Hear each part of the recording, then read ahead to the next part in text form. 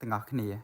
មានឡាន Formula 1 ថ្មីទៅនឹងចូល stock unboxing ជូនអ្នកទាំងអស់គ្នាតោះចឹងដឹងឡាននឹងអីគេដើម្បីទាំងអស់គ្នាលម្អិតស្អាតខ្លាំងប៉ុណ្ណាឡាន model collector ទាំងអស់គ្នានេះគឺជាឡាន model McLaren Formula 1 Team ដែល series MCL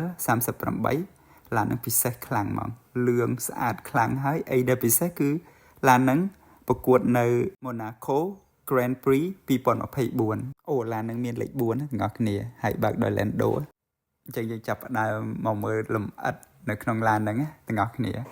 ចាប់អារម្មណ៍ជាងគេគឺកង់របស់ឡានហ្នឹងហ្មងមាន chrome ដែល IT guy គាត់ដឹងថា chrome ហ្នឹងស្អាតខ្លាំងប៉ុណ្ណាពេលទៅដាក់នៅលើកង់របស់ McLaren